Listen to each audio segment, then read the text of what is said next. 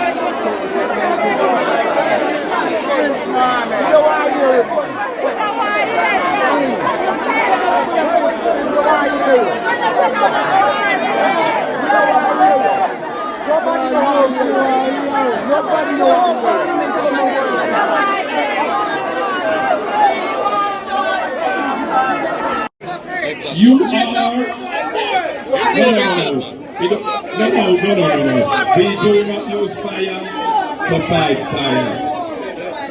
Remember, I am here to maintain the peace. Okay?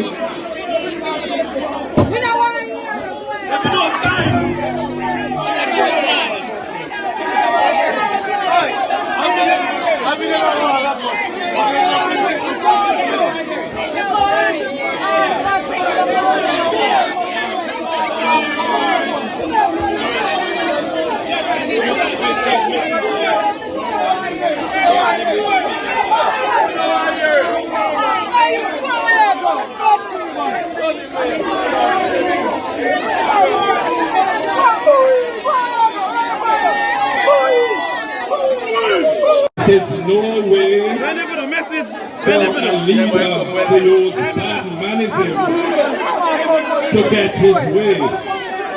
So we will, hold on a second. If we have to end it here, we might have to end it here.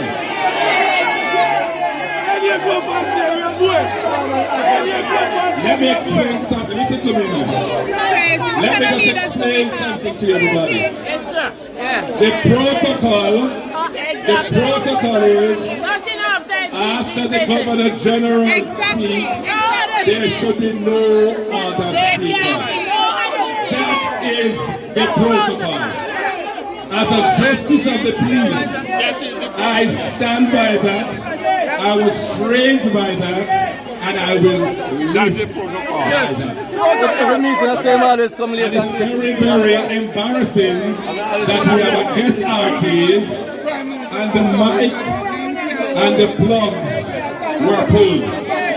Now, if we give into If we give in to Mr. Wilson speaking now, that means we are condoning slackness.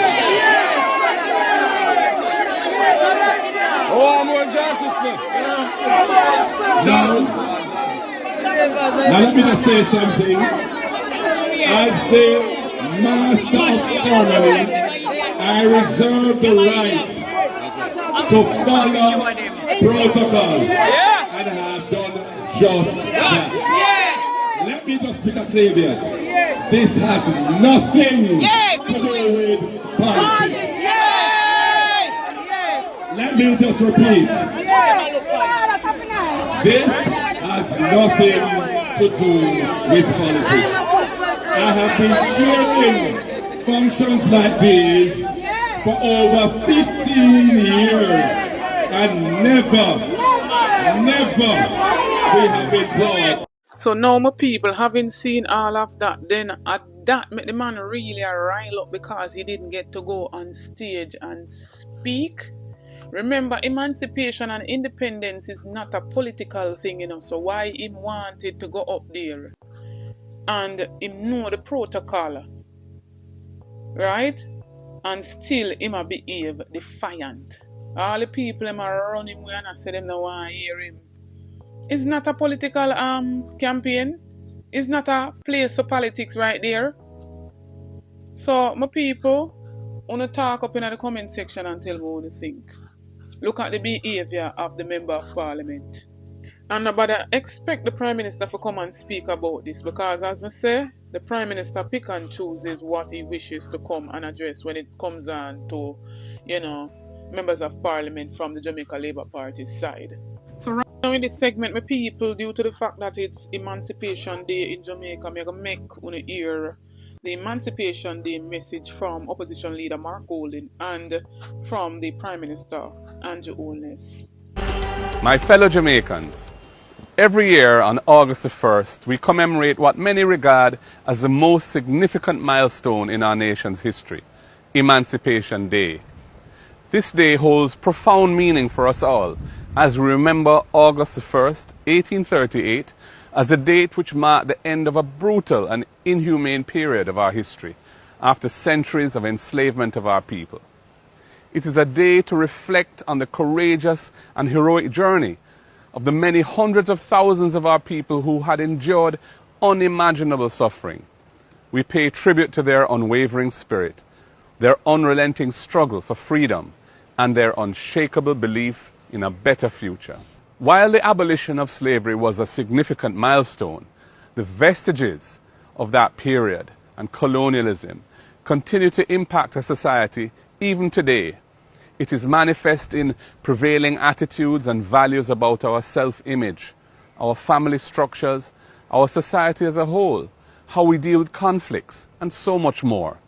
We must work together to address those lingering effects of the past, to dismantle systemic inequalities, and to create opportunities for all Jamaicans to thrive and achieve their hopes and dreams.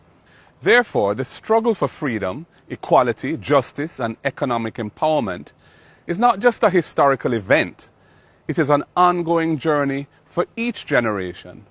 The struggle must continue as we build a more just and equitable Jamaica.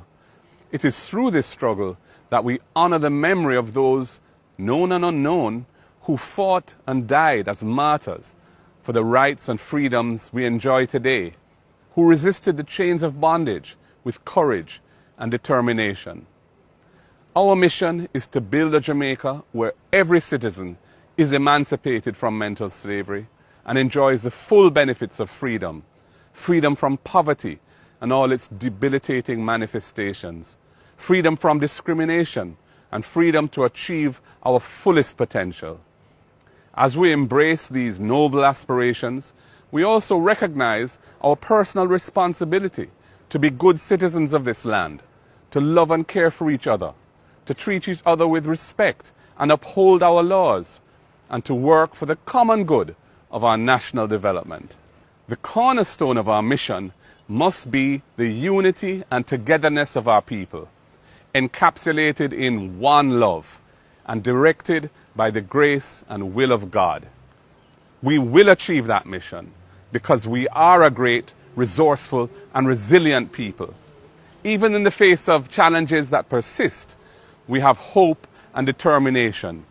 We are a nation of innovators, creators, and entrepreneurs. We are a people of unbounded energy and unwavering optimism. I commit myself to working diligently and steadfastly to address the injustices of our past and to build a better society for all Jamaicans. A future where every citizen has access to quality and affordable education and healthcare, and is prepared with the mindset and the skill set to be productive and to benefit from economic opportunities for wealth creation and self-advancement. Last month, our nation was rocked by the awesome power of Hurricane Beryl. Many parts of Jamaica were severely affected. Communities were disrupted. People lost their homes. Schools and vital infrastructure were damaged, and sadly, people lost their lives. Our spirit was challenged, and our resilience has been tested. Yet, in the face of adversity, we have stood together as the entire nation rose up in aid of our brothers and sisters who are affected. I will say more of this when I address you on Independence Day. Emancipation Day is a time for celebration. It is a time to celebrate our culture, our heritage, and the indomitable spirit of the Jamaican people. Our heritage is the priceless gift of our forefathers, an unending source of inspiration and unity as we walk the road of national development. As we celebrate Emancipation Day, let us recommit ourselves to this noble cause. May God bless you and keep you, and may God bless Jamaica, land we love. Let me tell you a story of how Jamaica changed the world. By 1831, the system of forced labor, mainly through chattel slavery, would have existed in Jamaica and most of the other colonies in the Americas for close to 300 years. Almost all production of value in the colonies involved the use of forced and unpaid labor. This meant that all the profit and wealth created in the colonies, which went to enrich the European empires, whether from mining of gold nuggets, production of sugar, or domestic work, came from the subsidy that unpaid labor provided. To justify denying labor a share of the profits from production by not paying wages, the enslaved person was dehumanized and considered the property of the slave master. However, in the heart of our island, amidst the sugarcane fields and the oppressive weight of colonial rule, Sam Sharpe emerged as a beacon of enlightenment. A Baptist deacon, a visionary, and a man of unwavering faith. He challenged the status quo on a fundamental and profound level. With his sermons, he elevated the minds of his fellow enslaved by showing them that Christianity did not justify slavery. In fact, slavery was inconsistent with Christianity. One could not be a Christian and be a slave or enslave another. Second, he demanded economic rights, organizing probably the first industrial action as we term it today, in the form of a peaceful labor strike to secure a reasonable wage rate of half the going wage rate at the time. The enslaved workers swore an oath to stay away from work until their demands were met by the plantation owners. What began as passive resistance became a full-fledged rebellion. It echoed across plantations, villages, and hearts. The winds of change carried more than whispers. They carried the flames of rebellion. The Baptist War, as it became to be known, erupted in 1831 and became the largest slave uprising in the British West Indies. Sam Sharpe's vision was more than securing personal freedom. It demanded economic justice. He understood freedom also meant the power to control resources and engage in meaningful and rewarding production. The rebellion was brutally put down, and Sam Sharpe was hanged on May 23rd, 1832. As the rebellion echoed through the hills and across the Caribbean Sea and beyond, it reverberated in the British Parliament. Not only was the rebellion a wake-up call to the precarious and fragile state of the colony and a harbinger of more rebellions to come, it was also used by abolitionists as the perfect example of the brutality and immorality of slavery. By the time of the Sam Sharpe Rebellion, the Industrial Revolution was well underway. Technological advances and the development of free market ideas and principles inevitably came into conflict with planter interest.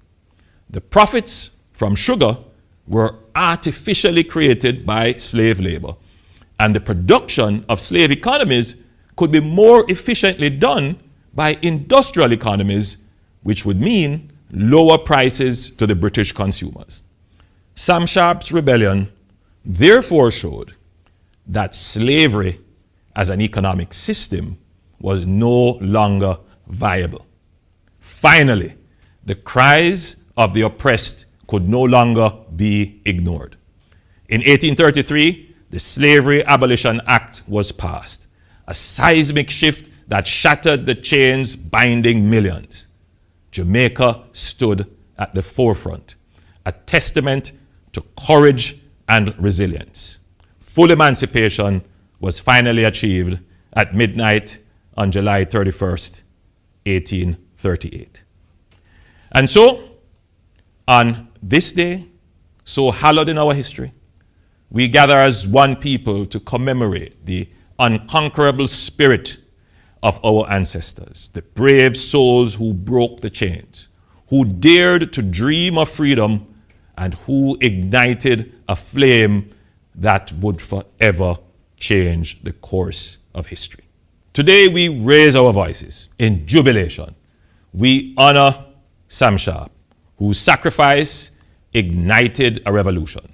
We remember his famous words in a letter to the British Parliament. He said, "I would rather die upon yonder gallows than live in slavery." We remember the countless souls who toiled, suffered, and yearned for a dawn of liberty. Their legacy courses through our veins, urging us to build a Jamaica where justice flows like our rivers, where equality blooms like our tropical flowers. We cannot afford to rest on our laurels.